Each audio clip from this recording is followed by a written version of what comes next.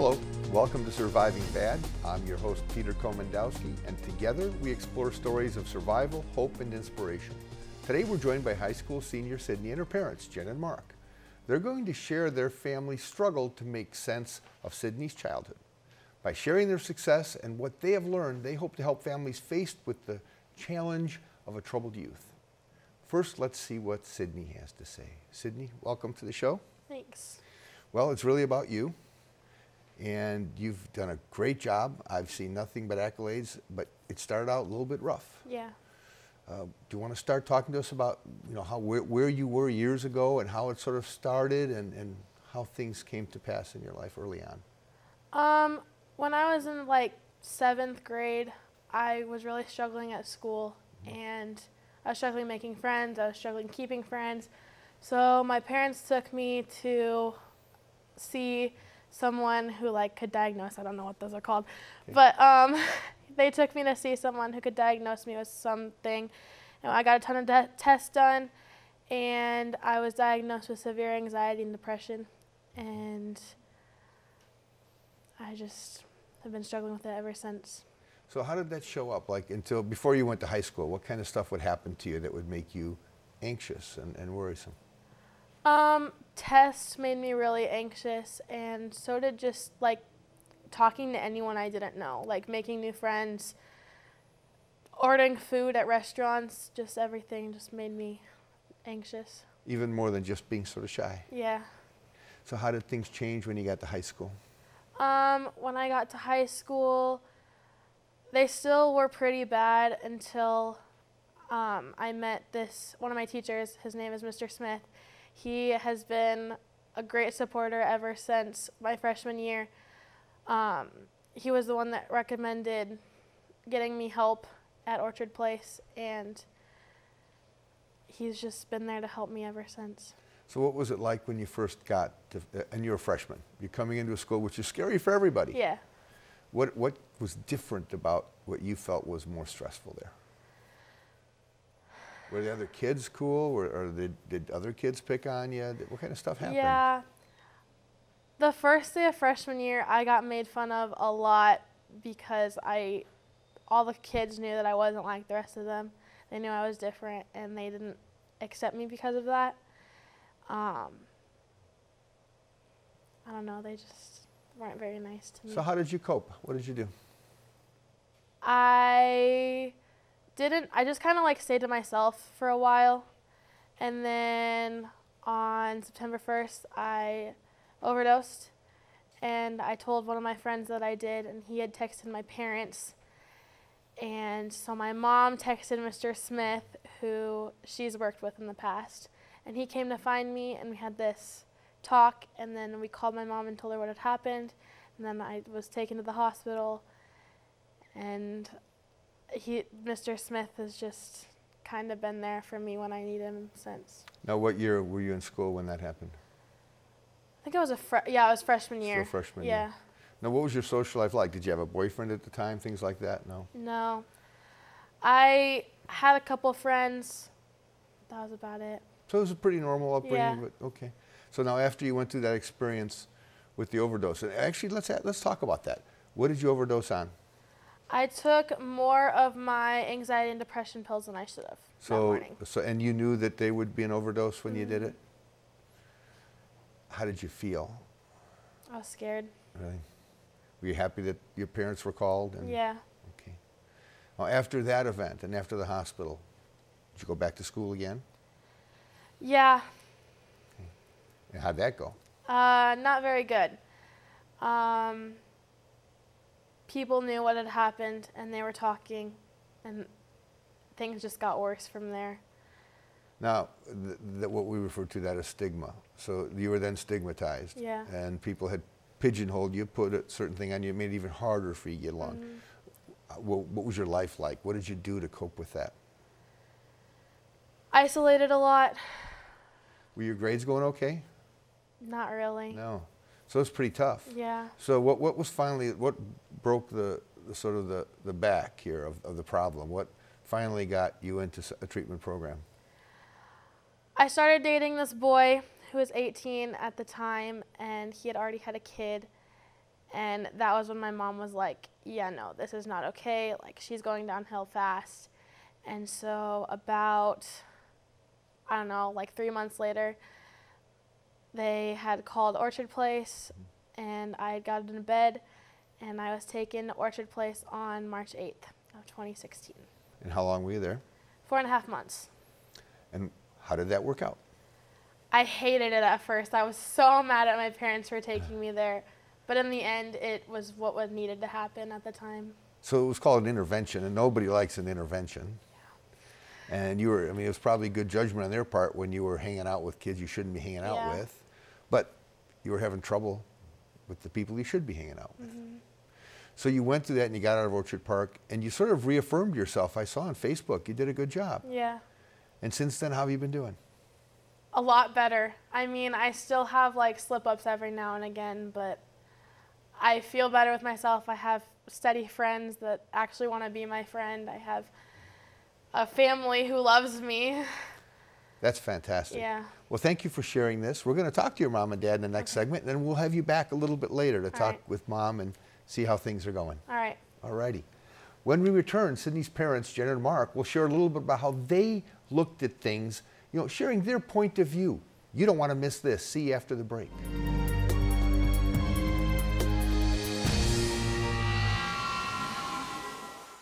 Many teenagers don't understand the dangers and effects of marijuana use.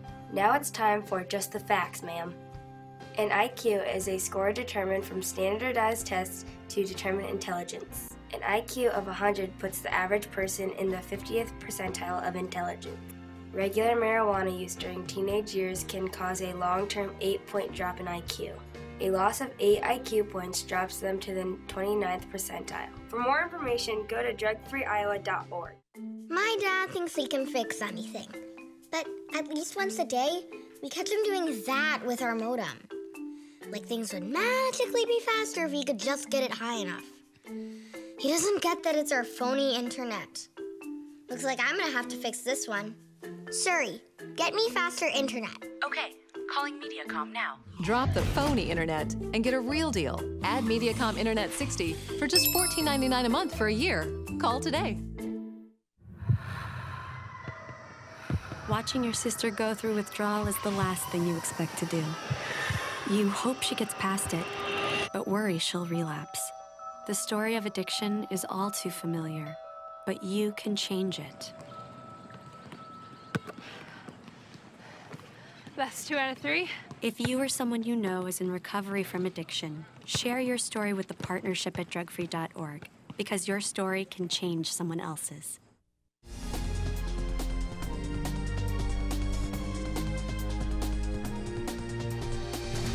Welcome back to Surviving Bad. We're talking about the challenges teens face and how often overlooked teenage experiences can threaten to destroy a family.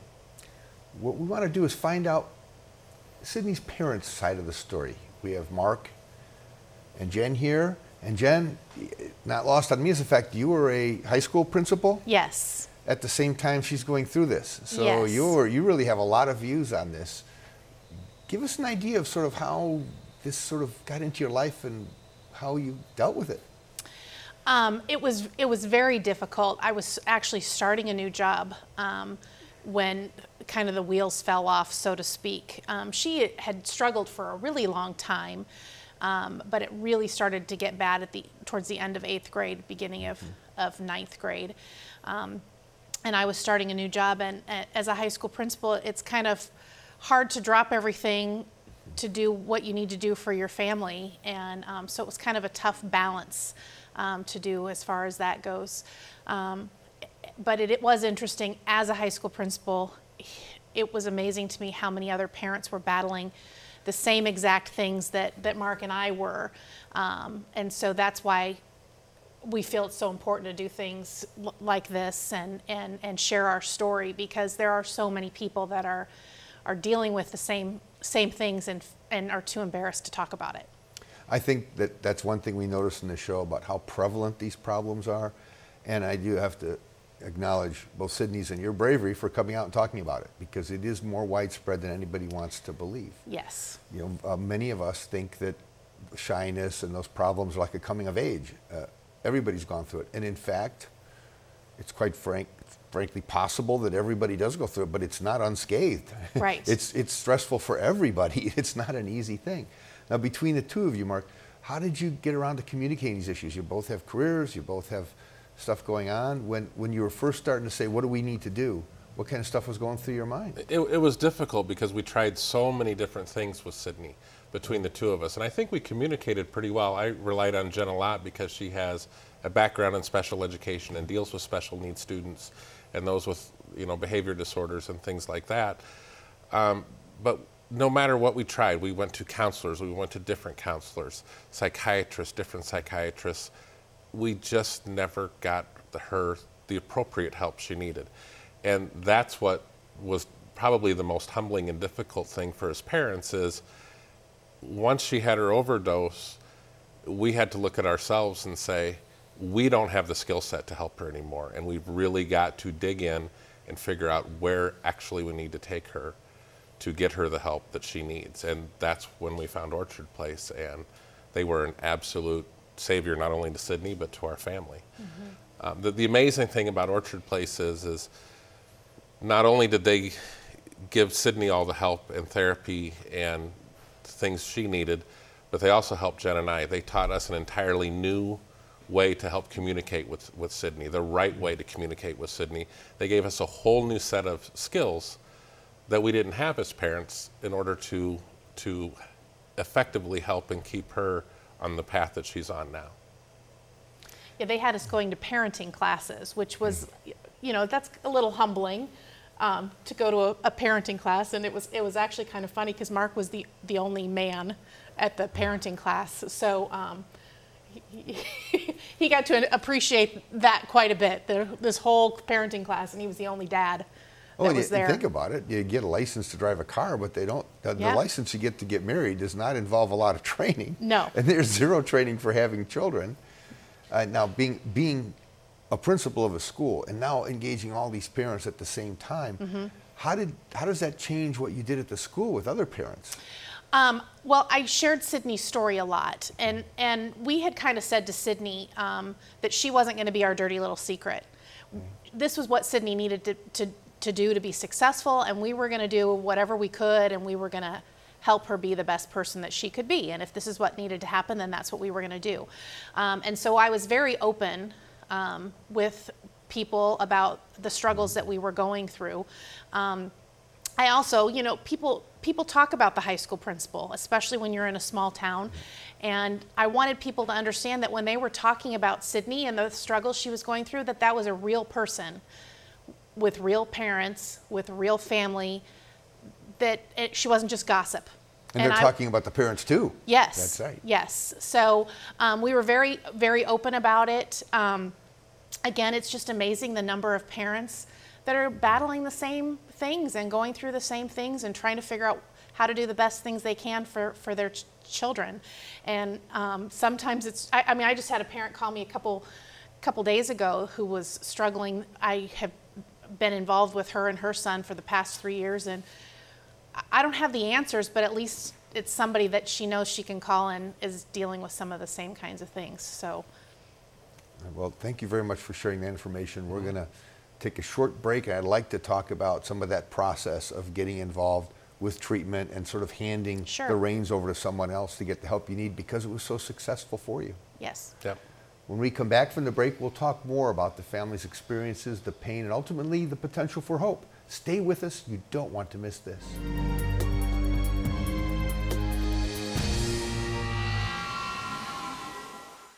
You wouldn't walk through the halls of your school naked. Yet without thinking, many teens sext explicit photos of themselves to friends using cell phones, never thinking it'll go further. But once you hit send, you're exposed. You're out there in cyberspace for everyone to see. Sexting, it's dumb, it's dangerous, and it's against the law.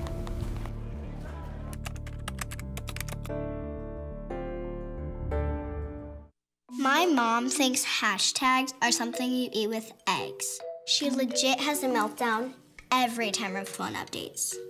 Last week, she asked me to explain chat snap. So So of course she chose the absolute wrong internet provider, and now we have the slowest internet ever. Escape Planet Slow and get a real deal. Add Mediacom Internet 60 for just $14.99 a month for a year. Call today.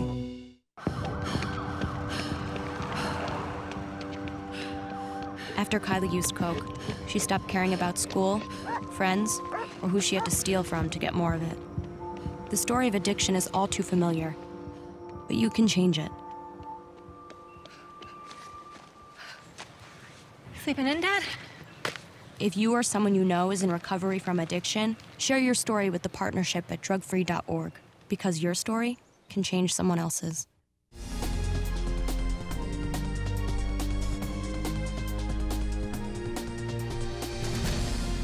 Welcome back to Surviving Bad. Today we're learning that even in the darkest and most desperate of circumstances, a family has the power to overcome and succeed in the challenge if they work together. Let's find out more about that special bond between Sydney and her parents. Okay, there were interventions. They were probably tough. You probably didn't always agree with the methodology. Oh, yeah. What are some of those early ones where you really, met heads, so to speak? We just tried to really be consistent with her, and at the time that wasn't going well.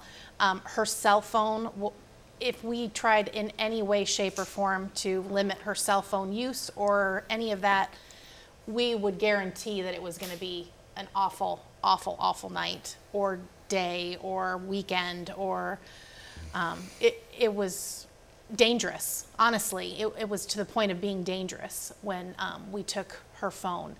What was the phone representing? What was she using it for? I think it was her tie to her friends, tie to people outside of the house. At the time, she thought we all hated her. She really struggled with being around the family. And she talked about that she isolated herself. She isolated herself a lot from the family. She would lock herself not lock herself, but shut herself into the bedroom and refuse to come out to visit with anybody. And that's tough on parents. It was. That it was hurts, very yeah. tough. And it's hard to know. I know. No, I was just such a kidding. mean child. Jeez, oh. And it was like walking on eggshells, because we never knew which Sydney we were going to get when she came out of the bedroom. Was she going to be happy? Was she going to be mad at us? How was that going to be? When we would try to make her do things and we would take her cell phone, it would get, we had to call the police a couple different times because she just got to the point of being so dangerous that we weren't sure how things were going to go. There was one night that got so bad we had to send her brother and her sister to spend the night at somebody else's house because we weren't sure how that night was going to go. There was nights of her sleeping in between Mark and I because we weren't sure that she was safe enough for us to let her be on her own. Prior to her attempt at suicide, she had a bedroom downstairs. We moved her upstairs across the hallway from us so that we could monitor her a lot closer. We had her in weekly counseling. We had her set up with at-risk services at the school. And it was finally after one really, really bad episode that I was talking to her counselor at the school that the counselor suggested that it was time for us to look at residential treatment options. All right, let's take a little break there and take a look at you now. Now, while all this is going on, the cell phone's now your best friend. Oh, yeah. It's the way out of the house. And we know that that can be dangerous. Even today, we're starting to learn that cell phones can be a bad influence. Yeah. What was your side of the story like while all this was going on? I think I was more scared than anything because I did feel like my parents didn't love me and I felt like they hated me. And so I was scared to be out with my family. And all I wanted to do was hang out with my friends. And I just didn't want to be a part of the family anymore, which was scary for me to even think about. But today you know that's not. Oh, yeah, yeah.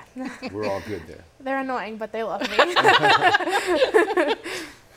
Okay, speaking of annoying. Yeah. Dad. Yes. I mean, we have some there's a kindred spirit there. How about you've been awfully quiet through this segment. What were some of the thoughts going through your mind as you're listening to these things? They're on point.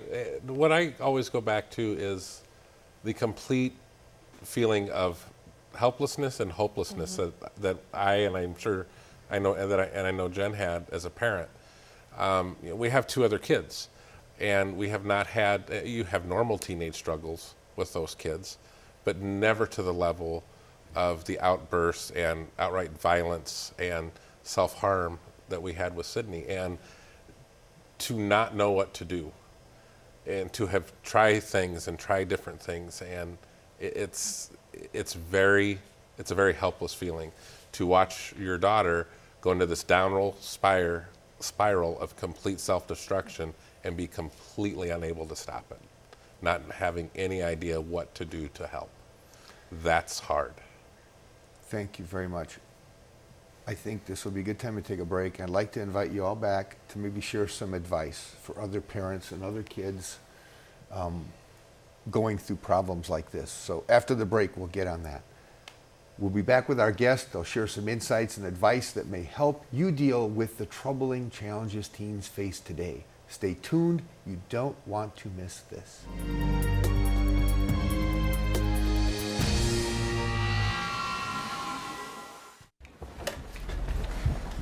Right through there. You have to help her. Help her. Hey, Sam, can you hear me? Looks like an overdose. Do you know what she was taking? She doesn't do drugs. Her friends don't do drugs. No. Listen, we're just trying to save your daughter's life. Any idea? Hey, listen. Going to the movies, son. See you later. Bye,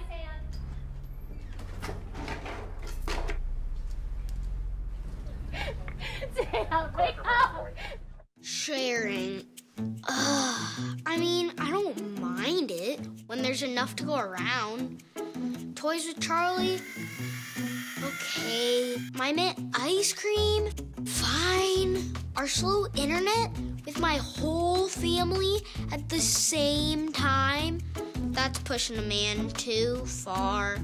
Get unlinked and get a real deal. Add Mediacom Internet 60 for just $14.99 a month for a year. Call today. I thought texting friends on her cell phone was harmless. But there she is, our daughter, topless for everyone to see. I'm so embarrassed for her. I can't even imagine what she must be feeling. How did this happen? What was she thinking? Someone sent our teenage son a photo of a naked classmate. If he forwards it, it's a crime. Our son committing a crime? I had no idea. And he could be labeled a sex offender. Tell your teen, sexting is a crime. My dad thinks he can fix anything. But at least once a day, we catch him doing that with our modem. Like things would magically be faster if he could just get it high enough. He doesn't get that it's our phony internet. Looks like I'm gonna have to fix this one. Siri, get me faster internet. Okay, calling Mediacom now. Drop the phony internet and get a real deal. Add Mediacom Internet 60 for just $14.99 a month for a year. Call today.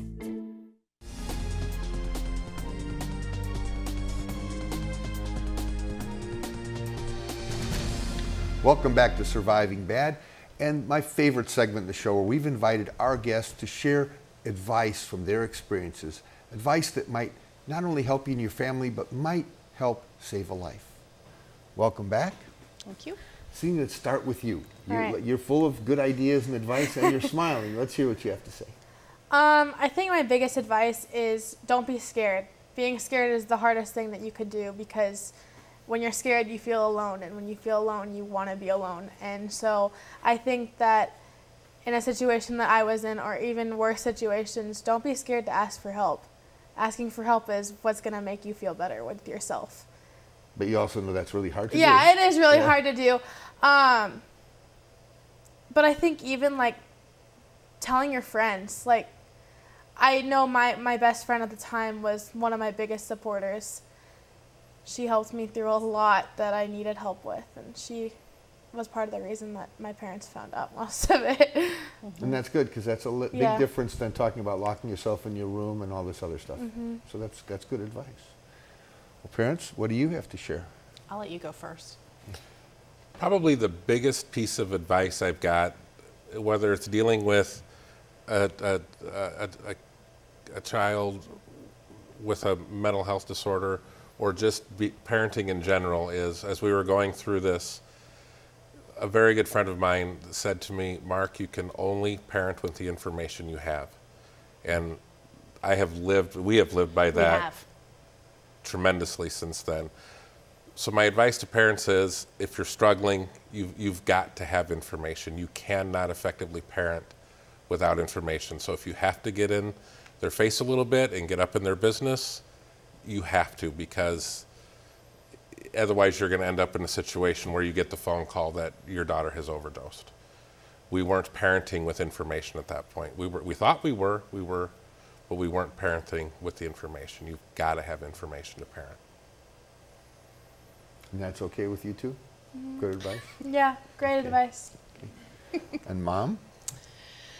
I think the thing that as I said, as being an educator, I have seen parents who've also sent their children to Orchard Place that have not had as successful of an outcome. And I think you have to be just as involved in what your child is going through as they are. When we enrolled Sydney at Orchard Place, we went in feet first. We would call her every single night. She was the only person there that received a phone call from their parents every single night. It got kind of annoying. Well, I knew they the loved phone me. would ring at 8 o'clock at night at Orchard Place, and they all knew it was Sydney's parents. We went to counseling on a weekly basis. We did the parenting class. We did all of the things that Orchard Place wanted us to do to try to make Sydney's journey there successful. And you have to do that. And then when they get discharged, you have to continue on that path. You have to continue with the counseling and doing everything that you need to help. It's not just you go for 4 months and they're magically cured. We still have issues. There are still things that we have to do. Just this week, we've had issues that we've had to deal with that we haven't had to deal with for a long time. So it doesn't go away, but we at least now have the tools that we need in order for us to do what we need to do to help her. And in talking to you before the show and listening to you here, you've almost rebuilt your family. Yes. And you've really put family first, and you have as well. And that sounds like one of the secrets, the biggest secrets here, is that when you need information, do it as a family, and when you need intervention, do it as a family, and when you do treatment, do it as a family. Yes. Thank you so very much for sharing your story today. And thank you for joining us today. Keep your eye on Mediacom MC22 for our next episode, where we explore Iowa's stories of survival, hope, and inspiration. Only on Surviving Bad on Mediacom MC22, your local programming leader.